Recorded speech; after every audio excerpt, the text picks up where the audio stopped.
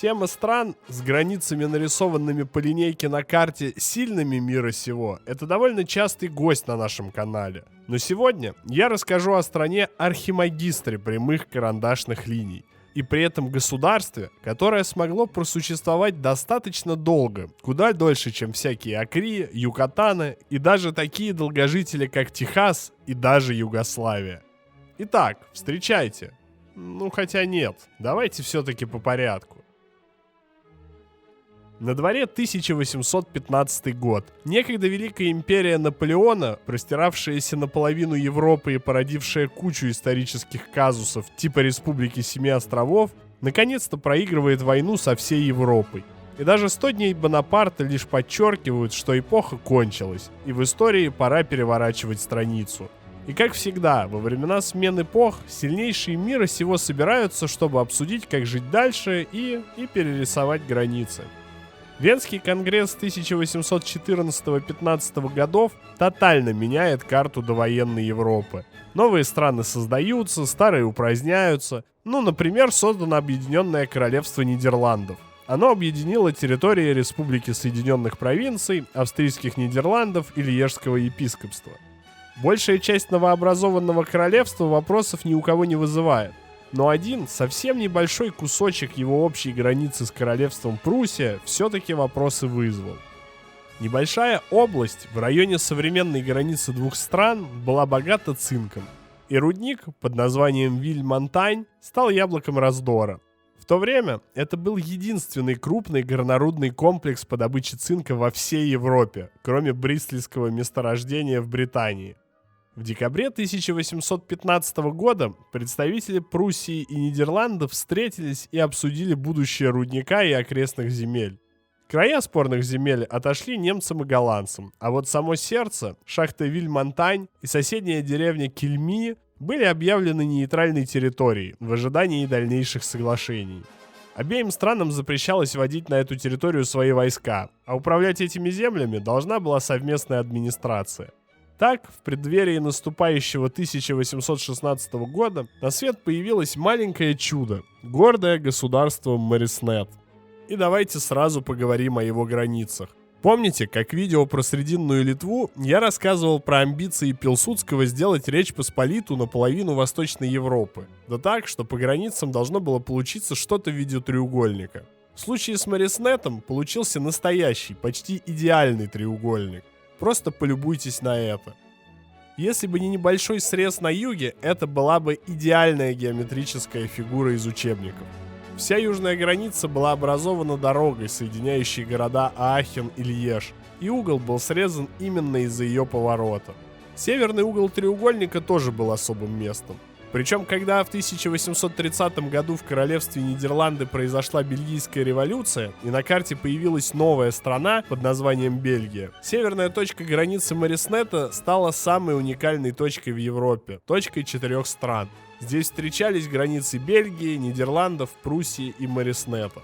По совместительству Вальсерберг, возвышенность, на которой находилась эта точка, это высочайшая вершина Нидерландов. Ни много ни мало, аж целых 322 метра. Кстати, обратите внимание, что на территории соседней Бельгии есть городок Мориснет, а в Германии есть Ной-Мориснет. Столицей же страны Мориснет, как ни парадоксально, является городок Кельми. Но как так? А ответ прост. Весь этот регион получил название в честь городка Мориснет, а когда дело дошло до дележки, Мориснету стране не достался Мориснет-город. Но вернемся в сам Мориснет.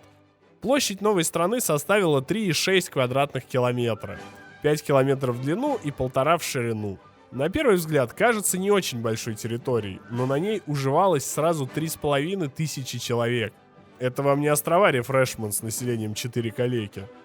Мориснет, как подобает настоящей стране, имел свой флаг, гимн и герб. И на гербе была отражена близость страны к своим 3 соседям – Германии, Бельгии и Голландии. Кстати, после Бельгийской революции ответственность за Мориснет перешла от Нидерландов к Бельгии. Но Нидерланды так никогда от своих претензий не отказывались, хотя фактически ничего для их подтверждения больше не делали. У происхождения флага было 2 версии. Первая – то, что флаг страны образовался путем слияния флагов Пруссии и Нидерландов, от которых она и образовалась. Другая же гласила, что цвета позаимствованы у странообразующего предприятия – Виль-Монтань. Как же управлялось государство? Комиссары от обеих стран-опекунов назначали мэра Мориснета.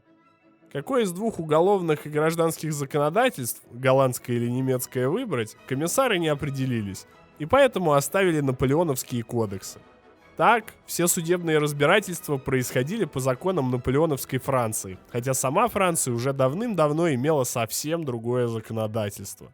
Позже, в 1859 году, был создан муниципальный совет, назначавшийся мэром и управлявший всеми областями страны. Виль-Монтань, по сути являющаяся опором государства, отвечала за все области жизни. Эта компания строила дома, открывала магазины, больницу, создала свой банк и построила 5 школ. Само производство также интенсивно росло, и если в день основания Мориснета в Виль-Монтань работало всего около 250 человек, то к 1914 году сотрудников было уже 4500 человек. Территория также была привлекательной для создания своего дела, потому что там не вводились никакие импортные пошлины с соседями и были очень низкие налоги. Все жители освобождались от военной службы, но из недостатков своего гражданства Мориснет так и не ввел. Для торговли использовались валюты окружавших стран, но в 1848 также появилась и своя собственная монета. Но, как вы можете понять, месторождение цинка, на котором была основана эта страна, не может быть бездонным. Так, к 1885 году рудник был исчерпан, и в воздухе начал витать вопрос о принадлежности Мориснета. К 1903 году все казино в Бельгии были закрыты. И тогда в гордой республике решили сыграть на этом и открыли свое собственное казино под названием, вы уже догадались, Мориснет. Причем предприятие было чисто для иностранцев, потому что местным играть в азартные игры запрещалось. Но кайзера Вильгельма II возмутило появление притона для игроков на его границах, и он пригрозил отдать территории Бельгии или вовсе оккупировать своими войсками, если казино не будет немедленно закрыто. В эти же годы Мориснет пытался производить джин под собственным брендом. Но все эти попытки были тщетны. В попытках спасти свою идентичность Мориснет стал первым государством в мире, где официальным языком стал язык эсперанто. Для тех, кто не знает, эсперанто — это искусственно созданный язык, причем довольно популярный на рубеже 19 и 20 века. Создатель языка, Людовик Заменгоф, между прочим, уроженец Гродненской губернии, хотел создать единый всемирный язык, который бы был прост для понимания и изучения всеми жителями передовых на тот момент стран. Всемирный конгресс эсперанто 1908 года даже объявил Мориснет мировой столицей этого сообщества. Но, к сожалению, конец был близок. Приближалась Великая война. 4 августа 1914 года Германия вторглась в Бельгию, изначально не тронув Мориснет. Но, потеряв одного из двух своих опекунов в виде Бельгии, дни государства оказались сочтены. 27 июня 1915 года, в год столетия появления Мориснета, Германия в одностороннем порядке аннексировала его и включила в состав Королевства Пруссия. Но у нас на канале даже есть целый плейлист, посвященный крушению империй после Первой мировой. Поэтому вы все отлично знаете, что Германия стала одной из этих рухнувших империй. И Версальский договор 1919 года пересмотрел статус Мориснета. Ведь бельгийцы были победителями, а немцы проигравшими. И все права Германии на Мориснет были отозваны, а республика полностью вошла в состав Бельгии. И в завершении вот вам забавный факт. Виль-Монтань пережила Мориснет и продолжает существовать до сих пор. Эта компания является частью крупной бельгийской корпорации Юмикор. Но вот история государства-треугольника, нейтрального Мориснета, на этом уже точно заканчивается.